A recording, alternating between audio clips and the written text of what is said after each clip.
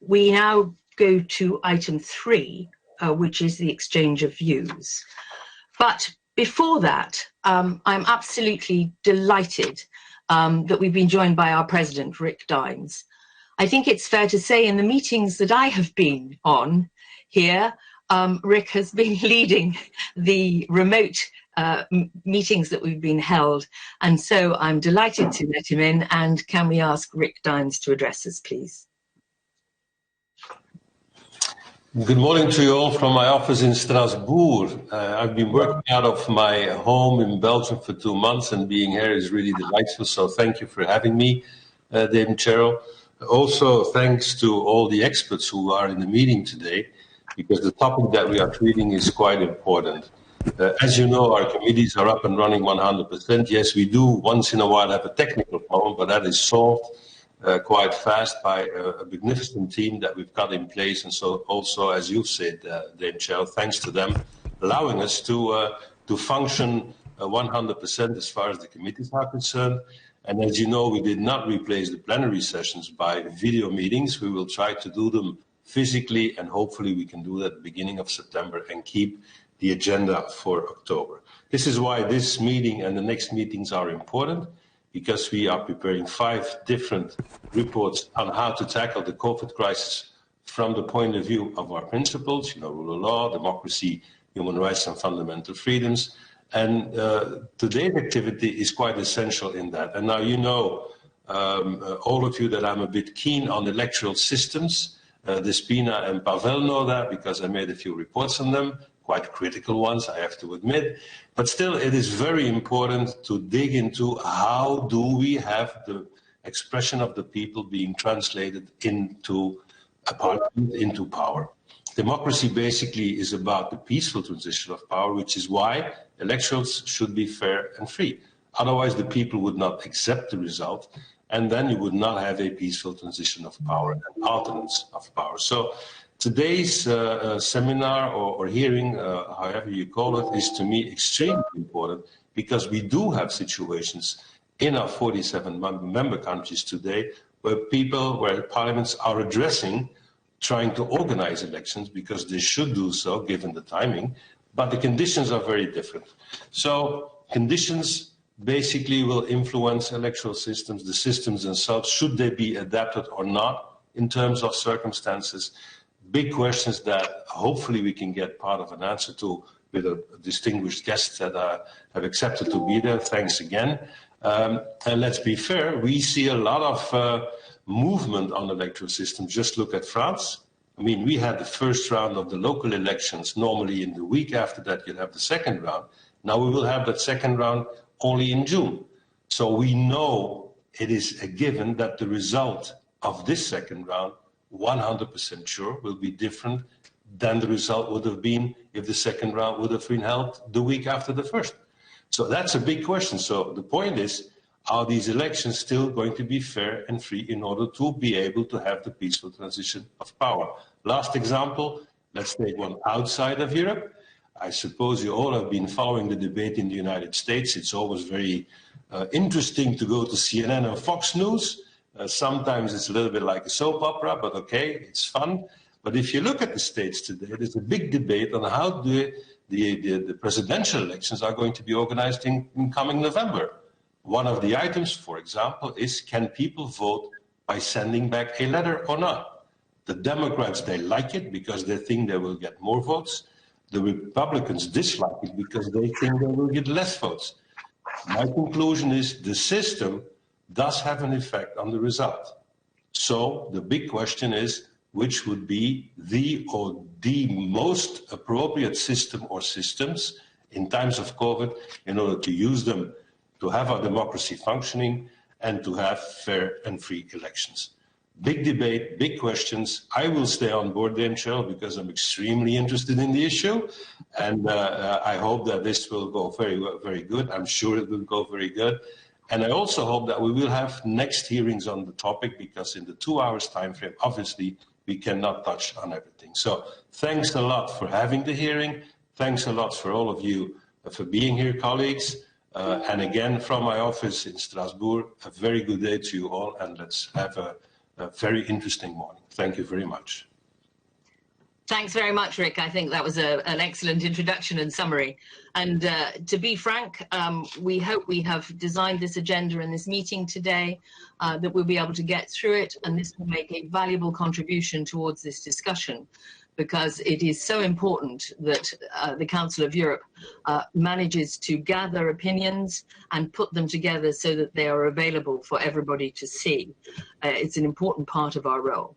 So now we move on to the exchange of views, if that's all right.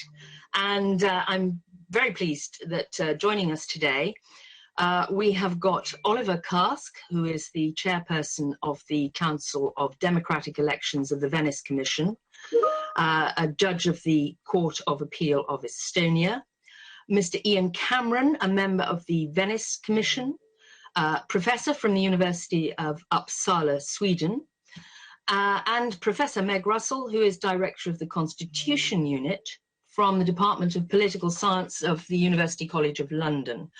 And can I first of all welcome all of you and thank you for being here today. It was about 2 months ago, I think, that I underlined in the public statement from our political committee the need to ensure that democracy and parliamentary scrutiny of governments, even if those were exercised through new means, which we have all seen, should be protected during this pandemic, because it's important to guarantee that transparency and public debate, and to preserve citizens' trust in our democratic institutions, which are essential, in my view, in this crisis situation.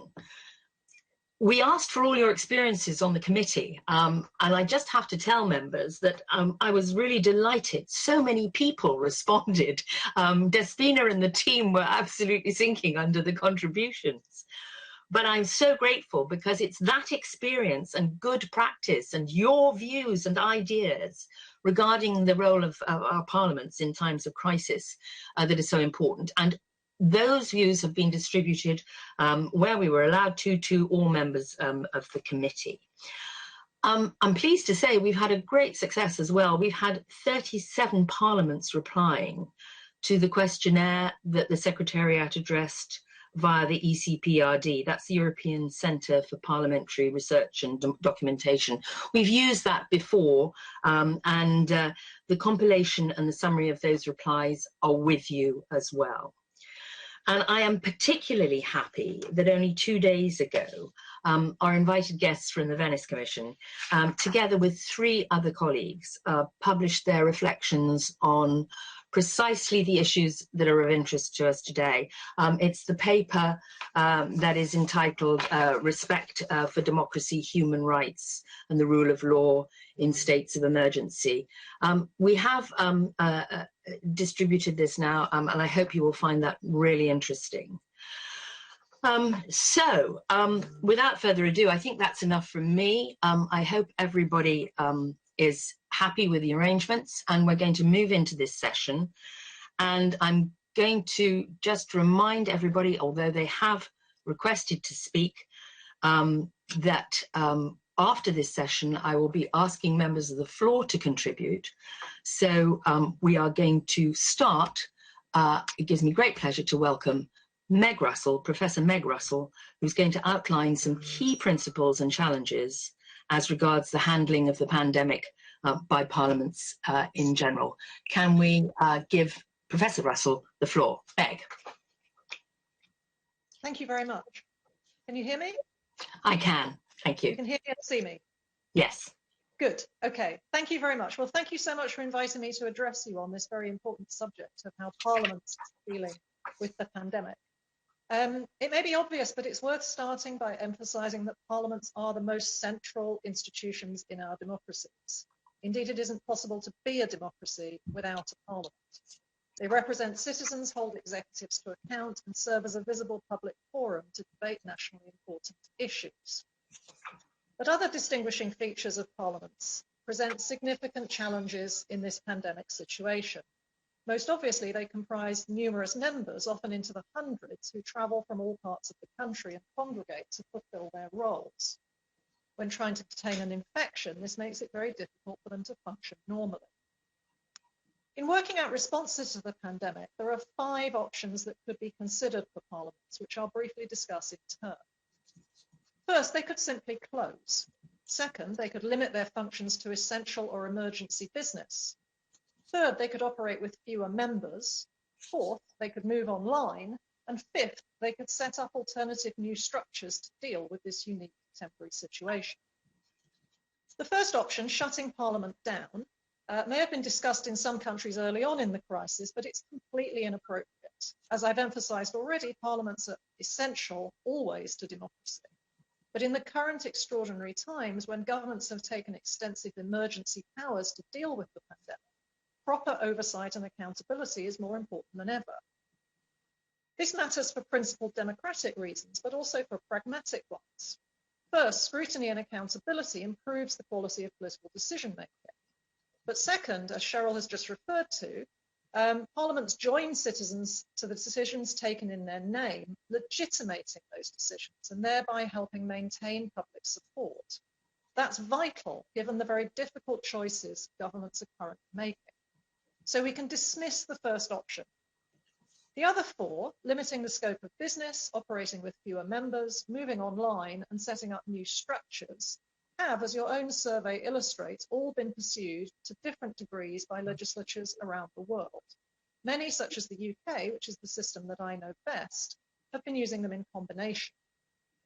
Many parliaments have stripped back their operations. The UK Parliament, for example, has temporarily suspended private members' legislation. Various other parliaments have gone far further, focusing only on the bare essentials of fighting the crisis. Likewise, the second option, some parliaments have formally limited the number of members who can participate to maintain social distancing. In most cases, those members are chosen on a proportional basis by party leaders. I'll return to the implications of that in a moment. The next option is to move online, as we've done for today's meeting. There are many experiments of this kind around the world. The UK House of Commons put committees online very quickly, and since Easter has been meeting on Zoom to hear government statements, ask ministers questions, and debate legislation. Other parliaments have struggled more with the technology, or, as in Ireland, in some cases, that they have rules which have been interpreted as meaning that they can't meet online and must meet physically. Voting in parliaments is a particular challenge. The UK Parliament famously votes physically by members passing through lobbies rather than voting electronically. The Commons has now moved to remote electronic voting, which is a big leap, but seemingly successful. In some other parliaments, which I find more problematic, party leaders are now casting votes on behalf of their members. The third option for parliaments is to set up new structures, the fourth option is to set up new structures of scrutiny and accountability regarding the government's pandemic response. The best publicised example of this was in the New Zealand Parliament, which established a new 11-member epidemic response committee, chaired by the leader of the opposition and with an opposition majority. At the height of the pandemic, this took over essential parliamentary scrutiny functions, such as ministerial questioning. And Canada did something slightly similar. So there have been various innovative parliamentary approaches to the crisis, but they do raise some tricky questions, again fundamental to parliaments. And again, I'll quickly mention 5. First, who takes the key decisions about procedural changes? Many parliaments have a cross-party bureau or similar to agree on business, and these have provided a ready forum for quick and inclusive decision-making where they exist. In other parliaments, government has more control. Notably in the House of Commons in the UK, there was initially widespread consultation and cross-party agreement on moving to virtual proceedings. But sadly, this has recently broken down, with ministers unilaterally announcing an end to these arrangements. Again, both for principled democratic reasons and for pragmatic reasons of maintaining the widest possible public support, cross-party agreement on procedural changes seems crucial. Particularly if some non-essential business is to be suspended, who should decide what's essential? Who loses out? The crisis mustn't be an opportunity to strengthen governments against parliaments. Second, there are some similar risks that changes strengthen party leaderships against individual backbench members. If the number of members taking part is limited and party leaders choose them or choose for them, that risks stifling dissenting voices, and hence the diversity essential to Parliament's representative function. Third, maintaining face-to-face proceedings during the crisis could threaten another fundamental parliamentary principle, that of equality of members. If some categories of members, for example, those living further from the capital or with health conditions, are excluded, that's a problem. Virtual arrangements, of course, can help to resolve this. But nonetheless, and this is my fourth point, experimentation with these kinds of arrangements also helps to remind us about key dynamics of how parliaments operate. While formal proceedings are clearly vital, we all know that some of the most important parliamentary politics occurs through informal discussions, often behind the scenes. Much of that has been swept away by these more formalized online discussions. So fifth, and finally, there are important questions about which, if any, of these arrangements we want to keep after the crisis. In the UK, for example, there'll likely be discussions now about electronic voting. More widely, in parliaments all over the world that have adopted virtual working, there may now be pressure from some members, particularly those from more remote areas, to continue that in some form. At one level, maintaining virtual arrangements might be seen as making parliaments more accessible for members. But given what I just said about the importance of informal politics, the prospect of doing this raises some really important questions for the future about what parliaments are and what we want them to be. Thank you. Professor, thank you very much. I'm very grateful for that, and that's given us great food for thought. I think particularly on the electronic voting and whether we want to keep that, which has always been very controversial in my country and maybe in other countries as well. We'll now move on to give the floor to Professor Ian Cameron, who is going to speak on the boundaries of delegation of powers from national parliaments to the executive and the supervisory role of the latter during emergency situations. Can I just say before I give the floor to Professor Cameron, we're trying to keep the contributions from our experts to around 6 minutes, and then I'm asking them to stay on the line so that they can summarize at the end of our discussions. Just for your information, the floor is now yours, Professor Cameron. Welcome.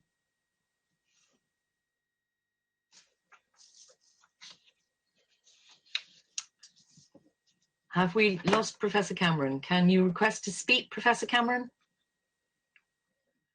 And can we let Professor Cameron in? Thank you.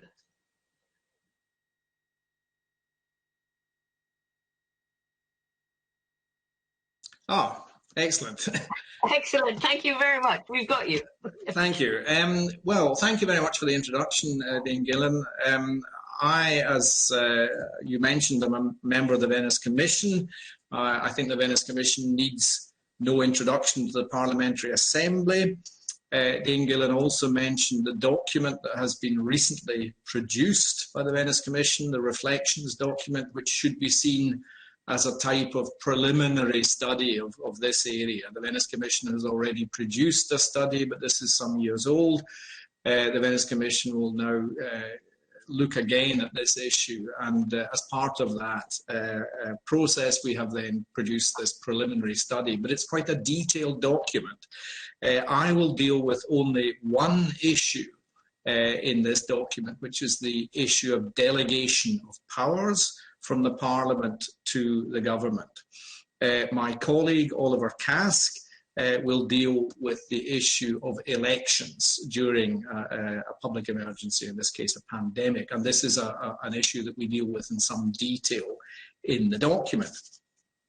Now, I need not obviously explain to the Parliamentary Assembly why we have parliaments and what they're good for, but we also have to be aware, of course, that even in ordinary times, parliaments have delegated considerable powers to the executive. The complexity of modern society requires parliaments to delegate powers to the executive.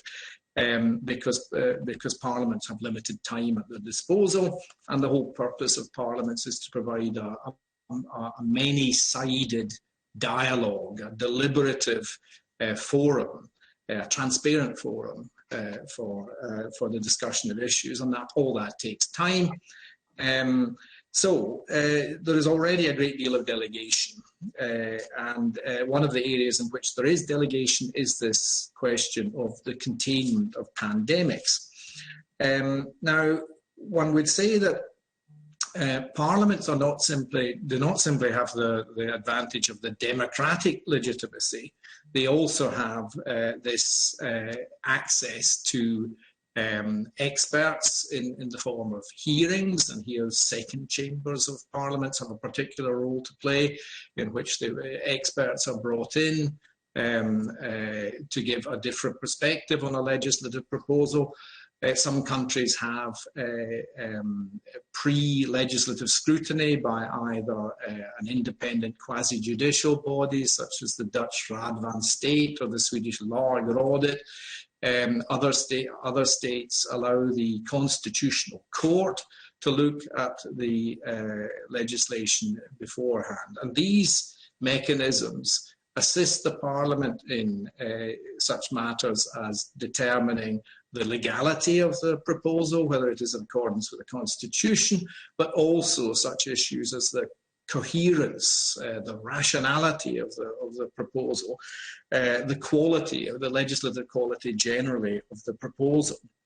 Now, all of these advantages, the deliberative democracy, the independent input to the legislative process, they're all lost, of course, when Parliament delegates powers, lost or diminished when Parliament delegates powers to the government. At the same time, as we know why Parliament must delegate these powers in a very fluid situation, a constantly changing situation, the government can act very much quicker than the Parliament. And the pandemic has been characterised by continual new information coming in about how the virus spreads and so on, the measures that are effective in dealing with it, and the government is obviously best equipped to deal with that. Obviously also in dealing with a pandemic, governments should rely very heavily on their expert medical bodies. The expert medical bodies in turn should be behaving in accordance with good scientific practice, in applying scientific methodology, but it means that the expert input is very much greater. Now, what solutions are there to deal with this problem of delegation? Now, we're all aware of the sort of quintessential bad example of delegation, which is the Reichstag's Brandverordnung of 1933, which destroyed the Weimar Republic democracy, or contributed to its destruction, in which the Reichstag gave away or the president of the state gave away the parliament's powers and allowed all power to be concentrated in the form of the executive. So that's the first thing the parliament should not do. That's the first thing it should not do. It should never delegate away all its power. It should retain control over the act of delegation itself, so it can take it back if necessary. The second thing, of course, is Professor Russell already taken up. The Parliament must continue to sit in some form or other. It must continue to function, possibly with a reduced membership, possibly by means of remote voting and so on, but it must continue to sit. And obviously, in a situation in which the Parliament needs to be re-elected, the mandate of the Parliament must be extended for the duration of the emergency. So these are two basic things. But another basic thing is that the Parliament can require retroactive approval of government decrees issued. And there it's necessary to specify that the government decrees in question be submitted speedily to the Parliament or within a set number of days. It's also necessary that the Parliament has the power to disagree with individual provisions in the ordinance. So it's not simply a take it or leave it option, that they must have the power to say that, you know, we like this bit but not this bit, we don't understand the necessity for this bit but not that bit, and so on. the Parliament must also be able to, or it must be clear what the legal consequences of such a lack of approval or disapproval are. The normal run of things would be that if the Parliament does not approve of a particular provision or disapproves of a particular provision, then that will have only prospective effect. It will have been legal up until the point that the Parliament has not given its approval. So there are a number of ways in which the need for delegation, which undoubtedly exists in the pandemic, can be squared with some of Parliament's most basic powers. And a final point there, Parliament must use or should use its power to set up commissions of inquiry, or that its committees can threaten in the future that when things calm down, they will look at these measures and they will subsequently test the necessity and proportionality of these measures, bearing in mind, of course, the available knowledge of scientific knowledge at the time. The Parliament must be careful not to be wise after the fact. Finally, although this document sets out a number of best practices, it's a very detailed document. It sets out best practices in relation to the Parliament. The courts also have a crucial role to play here. The limits that must exist in Parliament's work make it even more important that the courts are able to check the necessity and proportionality of measures taken by the government during the emergency to safeguard all of us. Now, obviously, the courts also suffer from great difficulties in a public emergency. They may not be able to sit because of health reasons and so on.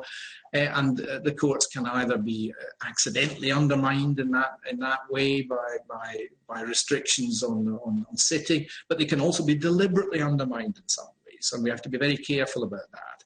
That criminal sanctions, for example, can be replaced by administrative sanctions. These administrative sanctions may be, penalties may be very high, they may be payable immediately, and that means that the person is not able to question the sanction before he or she must pay a very high penalty. Can I ask you to bring your remarks to a close? Yeah, that was just my final remark. I'm sorry about it. It's a big report. There's a lot to summarise. No. I'm sorry to cut you off prematurely, but that was an excellent expose of what you've put into the report, and I think that dovetails very nicely with Professor Russell. Can I move rapidly on to Oliver Task, Mr. Task? The floor is with you. I think you're going to talk to us about your guidance on the issue which is of great interest to all of us, which is that member states have cancelled and postponed some of their elections, which for us politicians is quite a serious matter. Over to you. Thank you, Dame Gillen. Try and stick to 6 minutes if you can, but I'm a little generous with a couple of other minutes. Thank you. Sure. First, I would like to thank you for the opportunity to address the committee on this important subject. As Mr. Cameron already explained, I will concentrate on the issue concerning holding elections or postponing elections under the pandemic or emergency situation. First of all, European Convention on Human Rights provides in its Article 3 of the first protocol the fundamental right to periodic elections, which concerns only parliamentary elections, but probably not only in national constitutions, but also in European standards. We have the same principle for local elections, for regional elections, or also European elections. From one side, you have to keep in mind the importance to have the elections to be held periodically, not postponed, especially for a longer time. From the other side, we have all kinds of other fundamental rights. right to speech, right to movement, right to get access to information and public information, especially media rights and so on. Also, the rights to assembly, which are all, let's say, a key element for democratic campaigning. As the Venice Commission has previously stressed, the holding of democratic elections and hence the very existence of democracy are impossible without respect for fundamental rights, particularly the freedom of expression and of the press, and the freedom of assembly and association of political purposes, including the creation of political parties. So one has to follow the proportionality test to balance the different fundamental rights, from one side the electoral rights, from the other side the campaigning rights. And so having a look in different countries and practices, there's a variety of countries. There's no clear one answer, one correct answer, whether the elections should be postponed or not. So you have to keep in mind different aspects. First of all, I think that the most important one is the possibility for abuse of the postponement. A state of emergency may be promulgated or prolonged and even not declared based on partisan political reasons rather than the objective needs of the situation. This may be due to the concentration of power in the hands of the government in general, but also to avoid predictable election results not supporting the outgoing government or incumbent candidates. In case the upcoming elections could change the balance in the parliament, the political parties in power may be motivated to call the situation an emergency and postpone the elections only to avoid the loss of power, or also vice versa, to use the situation where the opposition candidates have difficulties in campaigning, and let's say the government has more time in the public media concerning, let's say, the fight against the pandemic or the emergency in general. What you're doing in order to avoid such a kind of abuse, first of all, judicial control or constitutional control, which Mr. Cameron already said concerning other aspects. It's important to guarantee the judicial control over the postponement or non-postponement of elections. Second aspect, all political parties and other stakeholders should be involved in the discussion before the postponement of elections, and the postponement of elections may be limited in time by law, providing for the elections taking place even during the state of emergency if it lasts for a long time, for example, over 1 year. And last but not least, a qualified majority in the parliament may be required to decide on the postponement of elections to guarantee that there is at least a wide agreement on the postponement in the society, if not the consensus. Concerning the criteria whether to postpone the elections or not, one has to look first of all into the possibilities for campaigning. Well, first of all, the door-to-door campaigning or public rallies are probably not allowed. One has to take into account the previous practice in the concrete in the specific country, how much such kind of campaigning activities have been, let's say, dominant, or is it just has it been concentrated just on the campaigning in the media, in the social media, in TV, radio, and so on. One issue one has to take into account also is the issue of campaign costs. If the candidates have already spent their money, let's say, the postponement of elections for half a year or 1 year, may lead to a situation where all the political parties have to, let's say, reuse or refinance all the campaigning activities once again. And this also includes the situation second round elections, especially as let's say the public support may change over time, sometimes quite fast, especially if the government is acting very badly or extremely well during the emergency. Also one aspect one has to take into account is the issue of observation possibilities. Whether there are possibilities to observe the elections in order for the election management to be transparent, to be trustworthy. If we have elections where one cannot, let's say, go through or observe all the counting, all the voting modalities, then the elections might not be legitimate. And last but not least, I would like to point out is the issue of different voting modalities.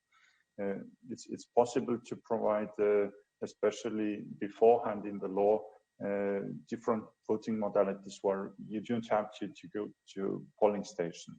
First of all, internet voting, as I'm coming from Estonia, probably I'm one of the biggest supporters for that. We have also, let's say, postal voting modalities, absentee voting modalities. Also, there's a possibility to prolong the number of days for voting, so the election's not taking place just in one day, but let's say during full weeks, so you don't have to gather too many people in the same room.